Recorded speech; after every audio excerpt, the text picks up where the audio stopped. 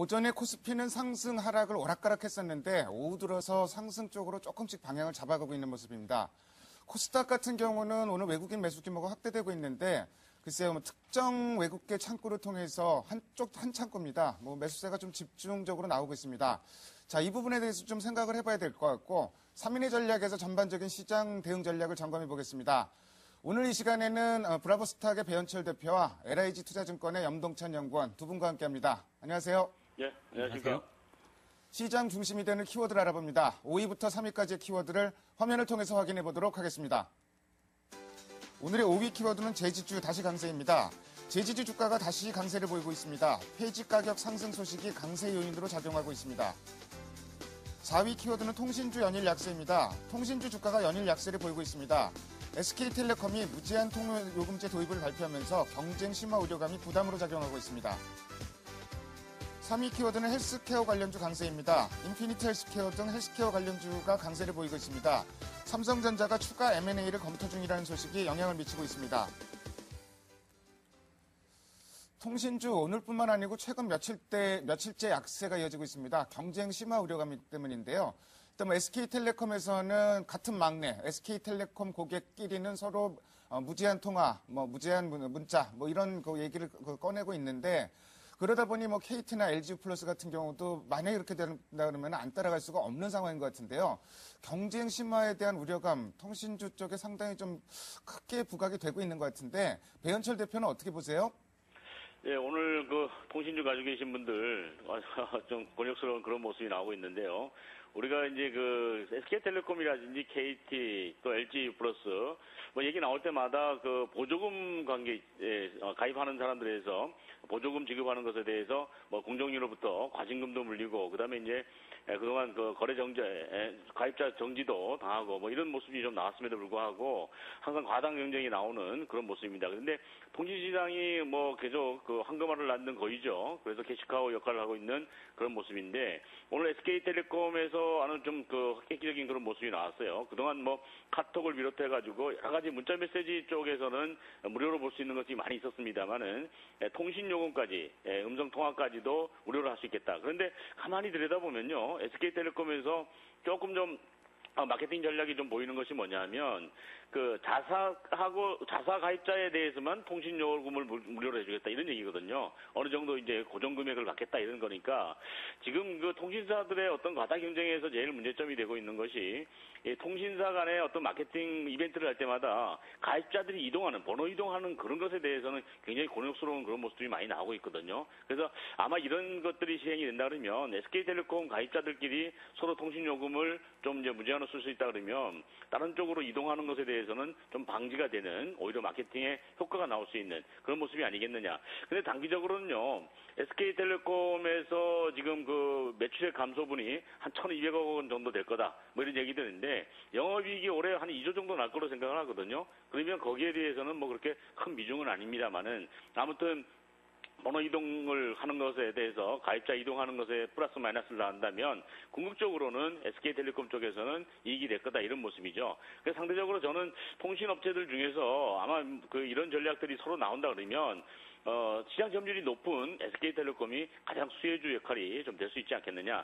근데 단기적으로는 지금 새 정부 들었으면서도 물가 정책에 대한 얘기라든지요. 그다음에 이제 항상 소비자 단체로부터 견제를 받고 있는 통신요금은 항상 뜨거운 감자 아니겠습니까? 그래서 이런 것들에 대한 어떤 방지하기 위해서 SK텔레콤에서 먼저 들고 나왔다는 것 자체는 나쁘지 않다. 좀 이런 생각을 가지고 있고요.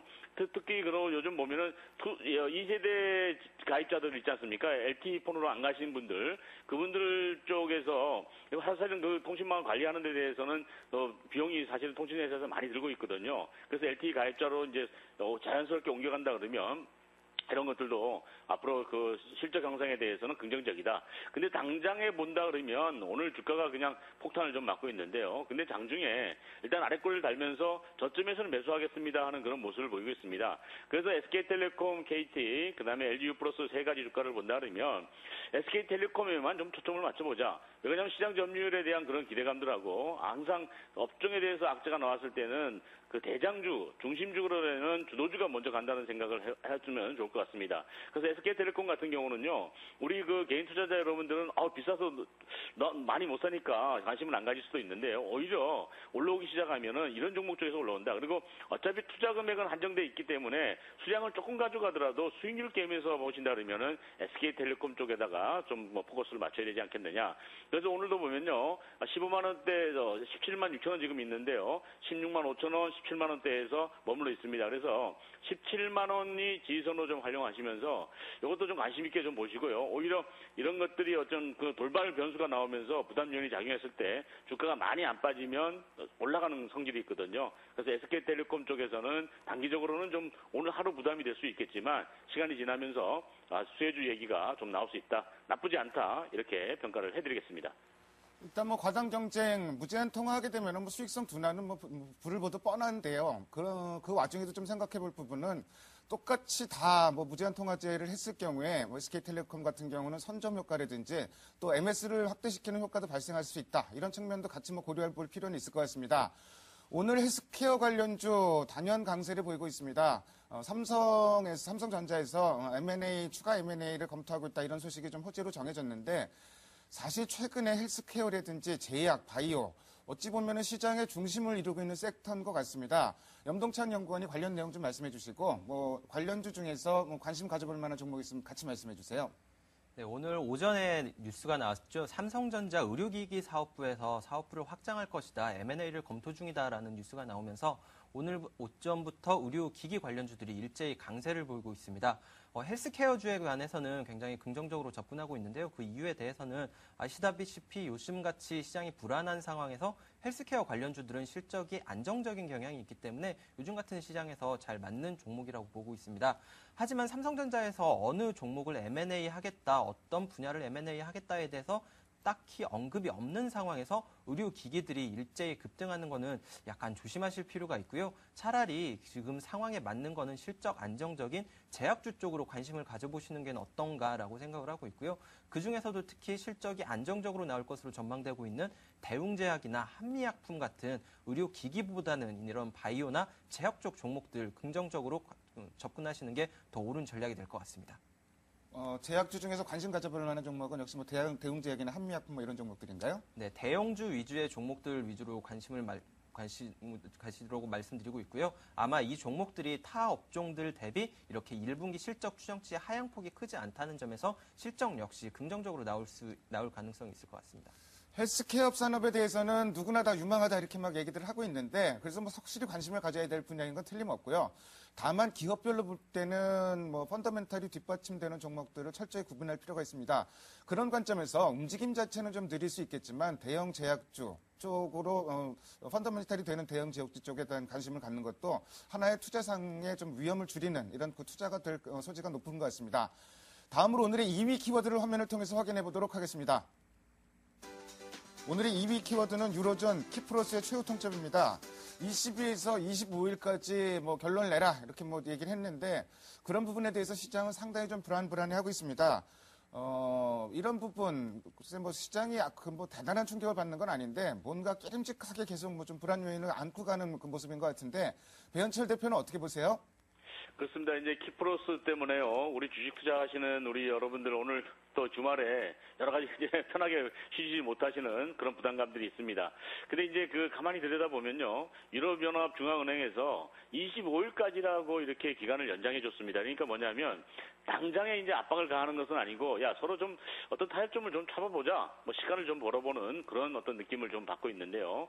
지금 내용을 좀 보면 그 유럽중앙은행이 25일까지 키프로스가 구제금융안에 합의하지 않으면 은행권에 대해서 긴급 지원을 중단하겠다. 뭐 이렇게 되면은 키프로스 은행 시스템이 완전히 붕괴되는 것은 불보다 뻔한 얘기고요. 그다음에 이제 키프로스 입장에서는 우리가 잘못한 게 아니고 전체적으로 이제 유로화의 환율 관계라든지 뭐 이런 것들 때문에 좀 우리가 좀 상대적으로 피해를 본 것도 있다. 뭐 이런 쪽에 좀 들고 나오는 것 같아요. 상대적으로 이제 유로화를 쓰면서 유럽 국가들 간에도 미묘한 그런 게 있지 않습니까? 독일 같은 경우는 유로화가 좀 이제 약세되면서 상대적으로 이제 수출 경기도 좀 좋아지고 이런 면도 없지는 않지 않습니까? 그래서 특히 이런 정책이 나왔을 때 이번에 키프로스 국민들의 반발심이 독일 쪽에다가 지금 집중돼 있거든요. 그래서 독일에 대해서 독일 대사관에 쫓아가가지고 뭐 그렇게 좀 이제 난동도 부리고 뭐 이런 모습이 나왔는데 하여튼 국민적인 감정들이 이렇게 좀 대립이 돼 있는 것 같고요. 그다음에 이제 그 독일 입장에서 볼 때는 굉장히 우리가 열심히 일해가지고 돈 버는 거 가지고 유럽연합이라는 이유만으로 우리가 유럽중앙은행에서 지원을 무조건 해줄 수는 없다. 만약에 이런 선례를 남기게 되면 다른 지원국에 대해서는 어떻게 할 것인가 이 고민에 좀 빠져 있거든요.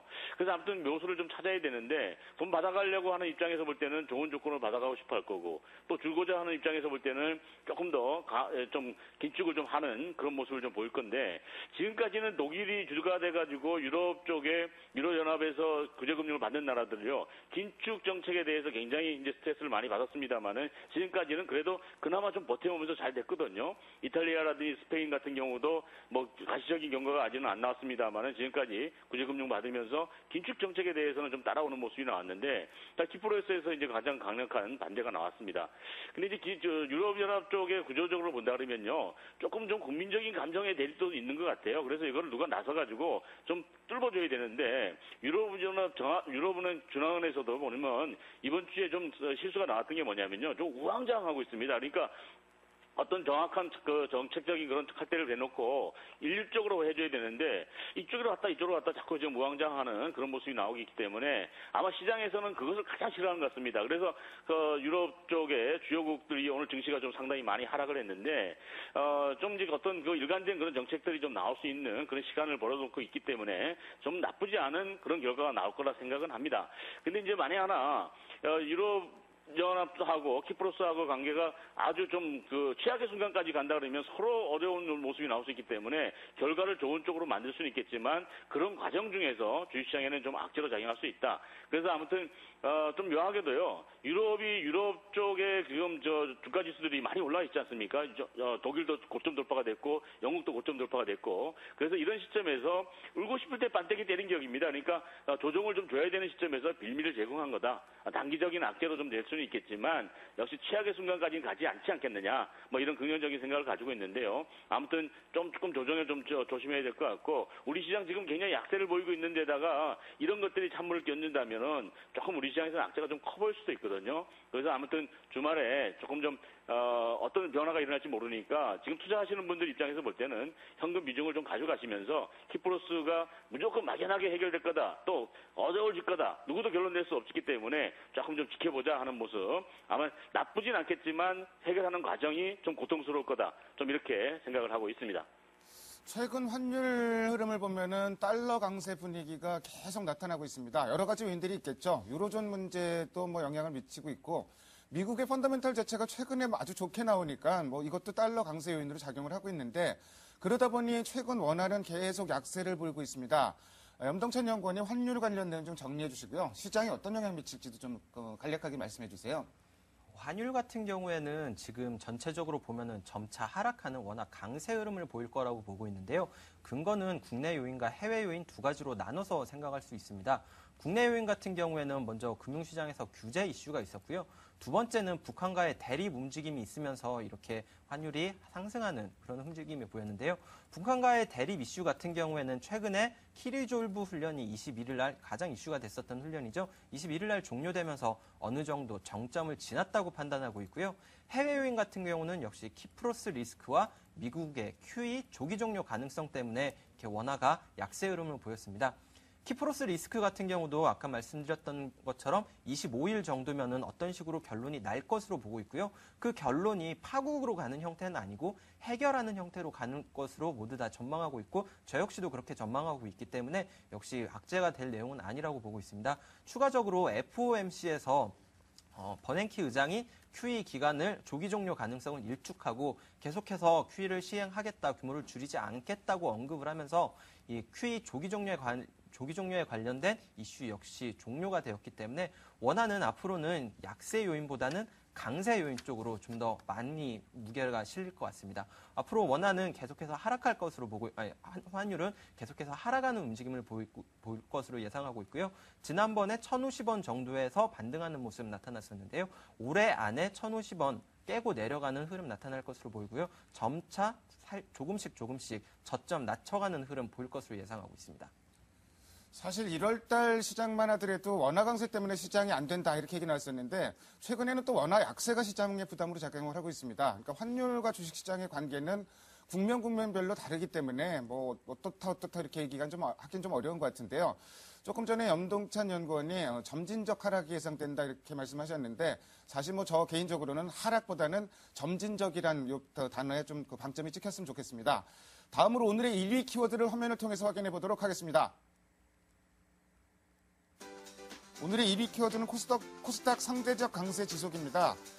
오늘 코스닥 한 외국계 창구를 통해서 매수세가 집중적으로 들어오고 있습니다.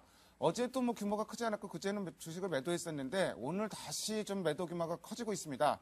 코스닥에 대한 기대 심리도 다시 좀 살아나고 있는 분위기인 것 같은데요.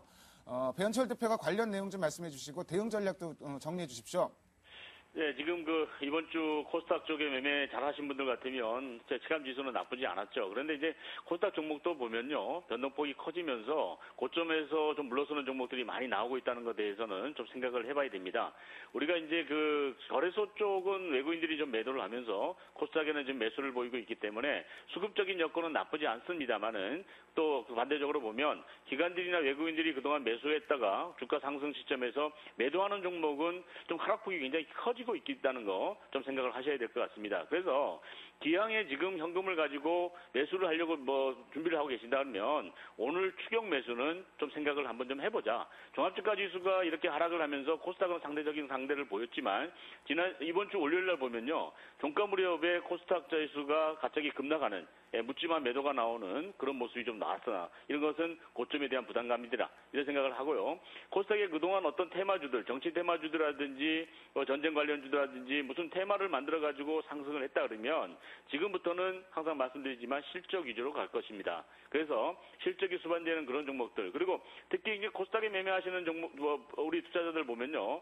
소액 투자자들이 어떤 급등락하는 쪽에서 빨리 수익을 내겠다는 그런 마음을 가지고 있기 때문에 싼 주식을 매수하시거든요. 저가 매수를 하는데 어제 같은 경우도 그렇고 오늘도 보면 코스닥에 갑자기 거래 정지 당하고 또 뭐 유상증자를 한다든지 아니면 감사 의견 거절받는다든지 이런 종목들이 나오고 있다는 것에 볼 때는 오히려 좀 비싸고 그렇다 하더라도 여러분들이 투자 금액에 좀 맞춰가지고 오히려 가치주 쪽에 좀 비싼 종목 쪽에다가 매수 포인트를 맞추는 게 좋다. 오늘도 보면은 외국인들 종목별로 보면은 뭐 조금 좀 비싼 종목 중에서 업종 대표 종목이요. SM이라든지요. 이번 주에는 차바이오 뭐 이런 종목들 파라다이스 이런 종목들에다가 매수를 맞추면서 들어오고 있습니다. 그렇기 때문에 코스닥도 이제는 테마 종목들 해가지고 뭐 1,000원짜리가 2,000원 간다, 3,000원 간다 이런 기대감을 가지기보다는요. 오히려 조금 비싸고 여러분들이 수량을 좀 조금 사시더라도 이런 가치주 쪽에다 좀 맞추셔야 된다. 그래서 결론적으로 말씀드리면 코스닥 시장이 굉장히 좀 화려하고 수익이 많이 날 수 있는 것처럼 보이지만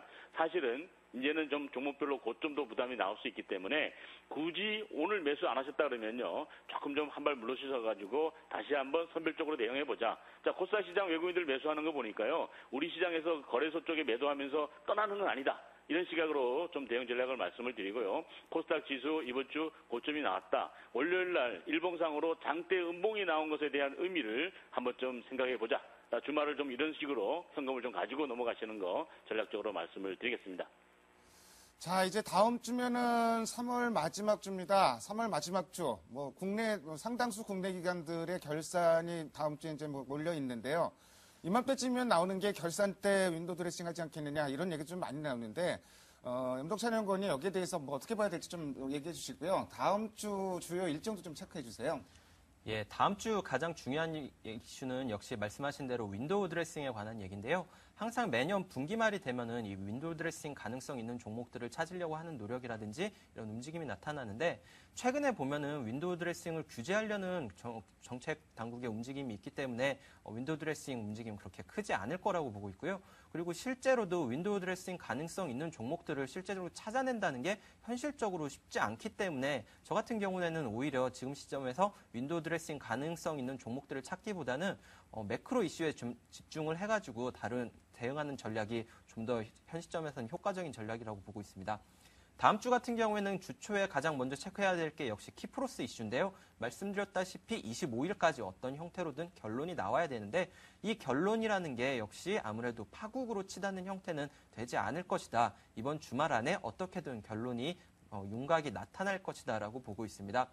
두 번째로는 국내에서 부동산 대책이 나올 가능성이 높은데요. 부동산 대책 같은 경우에는 3월 말에서 4월 초에 발표할 예정이라고 말했는데요. 3월 말이라고 하면 다음 주고요. 늦어도 4월 초까지는 발표할 예정이라고 하니까 만약에 다음 주에 발표한다면 아무래도 주택가격 하락을 막아주는 요인으로 작용할 수 있고요. 주택가격을 하락시켜주는 요인으로 된다면 역시 시장에는 긍정적인 요소로 작용할 수 있을 것으로 보고 있습니다. 마지막으로 다음 주가 3월 결산법인들의 배당과 관련된 날짜들인데요. 배당을 받으시려면 종목들을 27일 수요일까지는 보유를 하셔야 되고요. 28일은 배당락이 예정돼 있습니다. 그렇다면 과거에 3년 동안 계속해서 배당을 실수해왔고 배당 수익률 나쁘지 않은 종목들 긍정적으로 접근하실 수 있을 것 같은데요. 메리츠 화재라든지 현대산 같은 경우가 현재 시점에 배당 수익률 과거 평균 정도 적용한다면 2% 이상의 배당 수익률 예상되고 있습니다. 이런 종목들 긍정적으로 접근하실 수 있을 것 같습니다. 자, 배당 관련해서 염동찬 연구원이 지금 얘기를 했는데 다시 한번 좀 정리를 해볼게요. 그러니까 27일 수요일까지 주식을 그날 사거나 들고 있는 분들은 그날까지 팔지 않으면 배당을 받게 되는 거죠? 네, 맞습니다. 그리고 28일에는 배당락이 예정돼 있고요. 예, 그렇죠. 이제 배당부 시세가 27일, 이 점을 기억하시면 좋을 것 같습니다. 사실 다음 주에 윈도우 드레싱 이런 얘기들을 많이 하는데 최근 전반적인 분위기 자체가 윈도우 드레싱 이런 것들을 좀 규제하는 분위기고 또 그런 걸 미리 예상해서 매매한다는 것은 너무나 리스크가 큰 매매이기 때문에 미리 그런 걸 예상하는 매매는 조금 자제할 필요도 있을 것 같습니다. 배당과 관련해서 메리츠 화재, 현대해상 정도가 좀 관심 가져볼 만하다. 이런 말씀까지 들어봤습니다. 지금까지 5가지의 키워드를 통해서 오늘 시장의 흐름을 살펴봤습니다. 오늘 두 분 말씀 잘 들었습니다. 감사합니다. 네, 고맙습니다. 감사합니다.